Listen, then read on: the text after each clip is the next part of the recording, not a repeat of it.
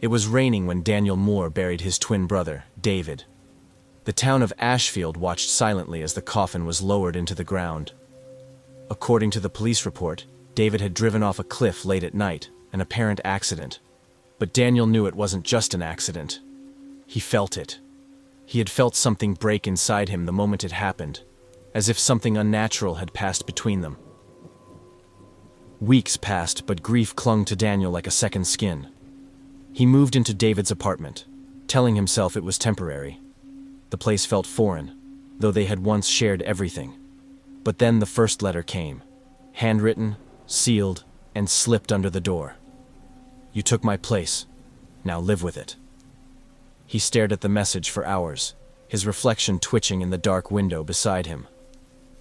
Daniel tried to rationalize the letter. A prank maybe, or guilt twisting his mind.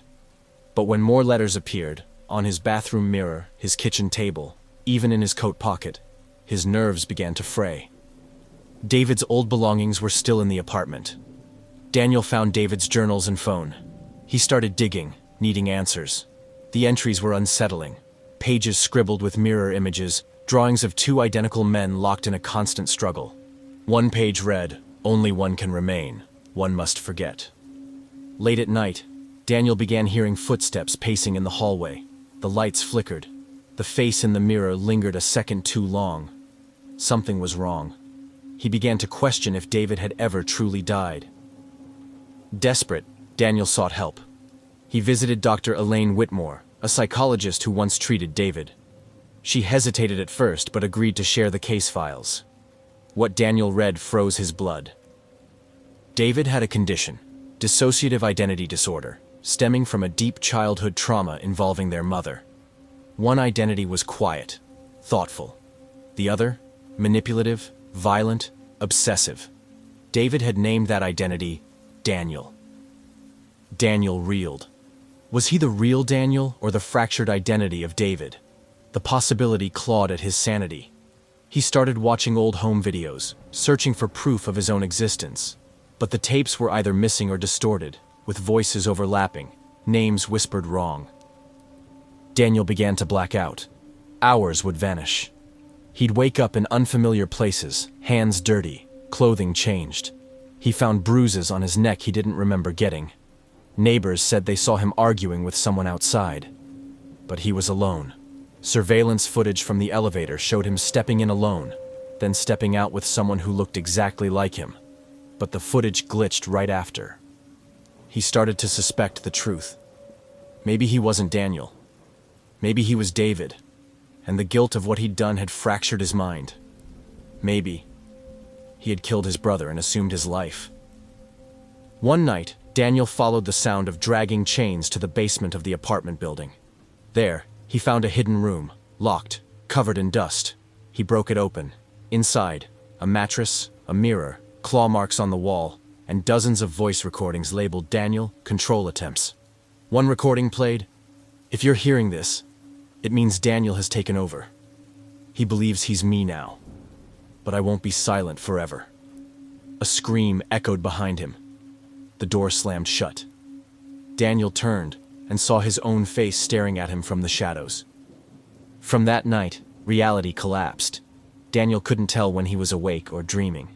Mirrors reflected different actions. Voices whispered through walls. His own memories began to rewrite themselves. He remembered pushing someone off a cliff, but was it David? Or himself? Dr. Whitmore called him in urgently. She had uncovered a hidden file labeled Moore Patient Number 1, the original twin. DNA and psych records revealed the horrifying truth. David never had a twin. Daniel was the alternate identity he created to escape accountability for a string of brutal crimes. The twin theory wasn't just a mental disorder. It was a fabricated reality David had constructed, and it had become real enough to live in. Daniel fled. He ran to the cliffside where the accident happened. It was raining again, just like that night. He looked down and remembered. He had staged the crash, hoping to bury Daniel forever. But the persona survived.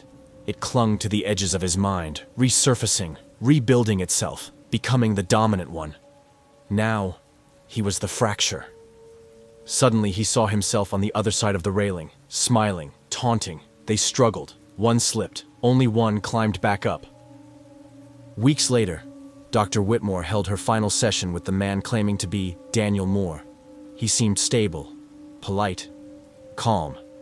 But when she asked him who David was, he smiled coldly and said, "A theory, one that never held up." As he walked out of her office, she noticed a small voice recorder left behind.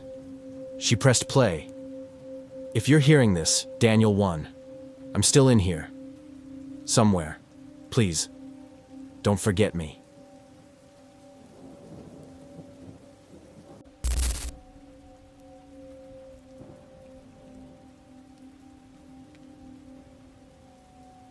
Clara Walsh was 29, freshly divorced, and desperate to escape the city that had buried her past in scars.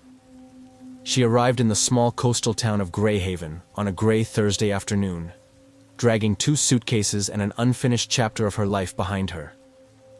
The apartment she rented was old, the paint peeling in places, but quiet and cheap.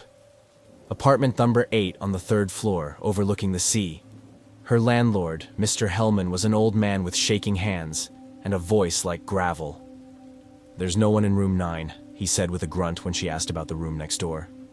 "Used to be occupied, but not for years. Keep your door locked at night."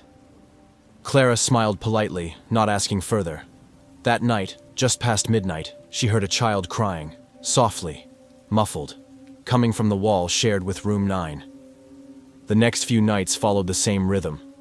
Around midnight, the crying would begin, quiet, helpless sobbing, followed by the faint hum of a man humming an off-key lullaby. Then silence.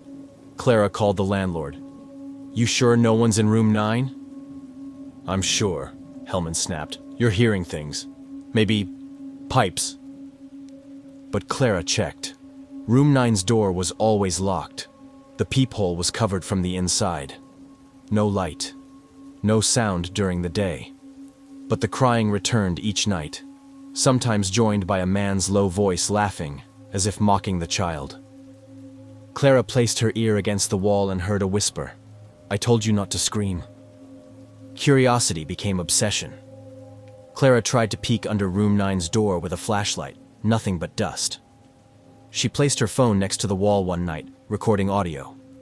What she heard chilled her. A child crying. A man's voice. "Be quiet, or I'll bury you again." Then, a knock. From inside room 9. She showed the recording to the landlord. His hands trembled. "I told them to seal that room," he muttered. "After the fire. But the police said the bodies were never found. Maybe I made a mistake." Clara's breath caught. Bodies? She started seeing things. A little girl's reflection in the bathroom mirror, standing behind her, gone when she turned around. Handprints appeared on the steamed mirror, too small to be hers. Clara barely slept. She dug into the town's archives. An old newspaper article surfaced, 1994, fire in Greyhaven apartment complex. Man suspected of domestic abuse perished in blaze. Wife's body found. Daughter's remains never recovered. Room 9 sealed. Clara froze. 1994. She was 4 years old in 1994. Her hand began to tremble. Why did that date feel too familiar? In a dusty thrift shop, Clara found an unlabeled VHS tape. The seller said someone had left a box of them in a burned suitcase years ago. Curiosity overtook her. Back home, she borrowed an old VCR from her landlord. She played the tape. The footage was grainy, static-filled. A little girl sat on a couch.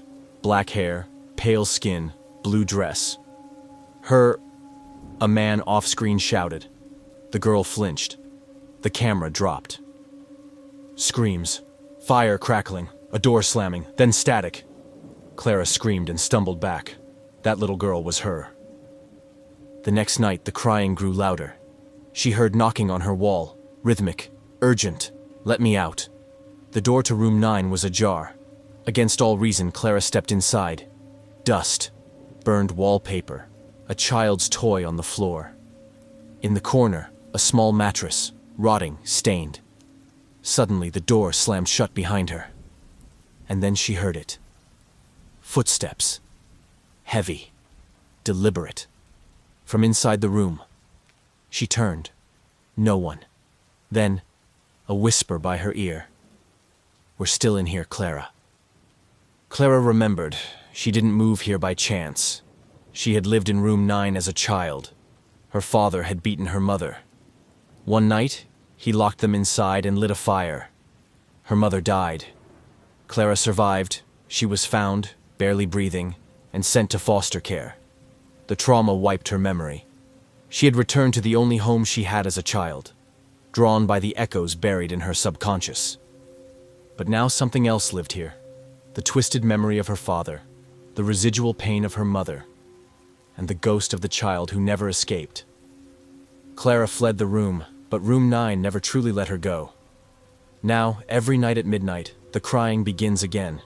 Even in her new apartment miles away, she hears the lullaby, the laughter, and sometimes she sees the door appear again. Room 9, waiting. Because part of Clara never escaped that fire. And when she looks in the mirror now, she sees the little girl still trapped in the burning room, banging on the wall, asking to be remembered.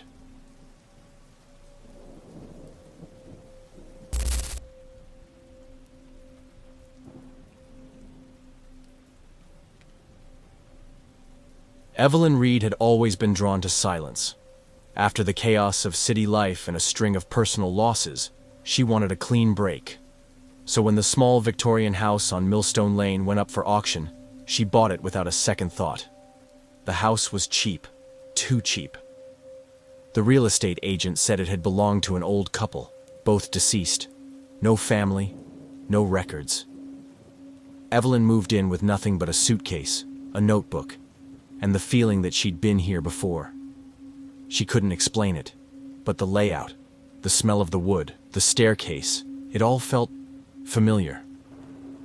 On her third night, Evelyn was reading in the living room when she heard it. A scraping noise coming from the floor beneath her feet. She paused. Then came the whispering. Muffled. Like someone speaking through a wall. Or under it. She knelt, pressed her ear to the wooden boards. A child's voice, whimpering.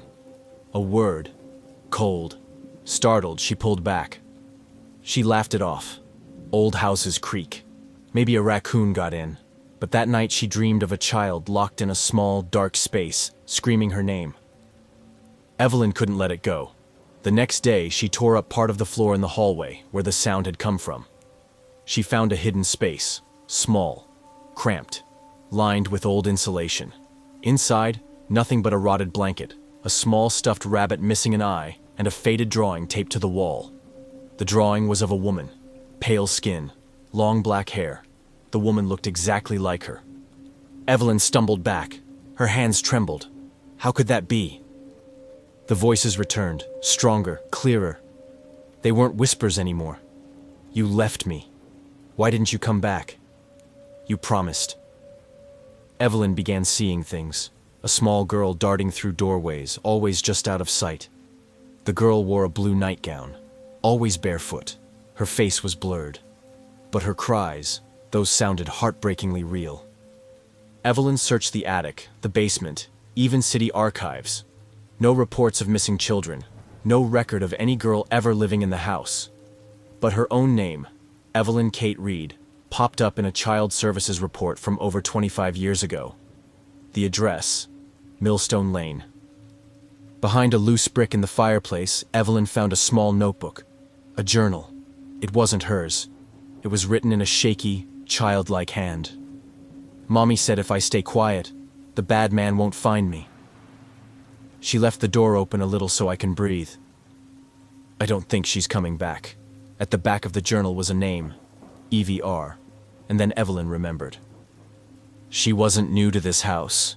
She was born here. Her mother had run from an abusive man and used the crawl space to hide Evelyn whenever he returned home drunk. One night, her mother didn't return. Evelyn was left alone for 3 days, until a neighbor heard her cries. She was taken into care, given a new identity, adopted. The trauma locked away. The girl crying under the floorboards wasn't a ghost. It was her. A memory. A fracture. A younger version of herself screaming to be remembered. Evelyn stopped sleeping. She tore up more of the floorboards. She found scratches, tiny nail marks on the wood. She found an old toy knife, dulled by time. And behind one board, a fingernail. The room beneath wasn't haunted. It was a scar. The child trapped there was still alive inside her, begging to be heard. So Evelyn did what no one had done before. She lit a candle. She climbed into the space. She whispered, "I remember you. I'm sorry I left." And for the first time, the crying stopped. A month later, Evelyn opened the house to foster children. She renovated the space. Bright paint, books, warm blankets. The floorboards remained, cleaned but not covered. A reminder. The girl in the nightgown never returned. But sometimes, when it rained, Evelyn would sit by the fireplace and feel a quiet presence. A hand on her arm, a breath in her hair. She would close her eyes and whisper, "You're safe now." And somewhere deep beneath the house, silence finally held.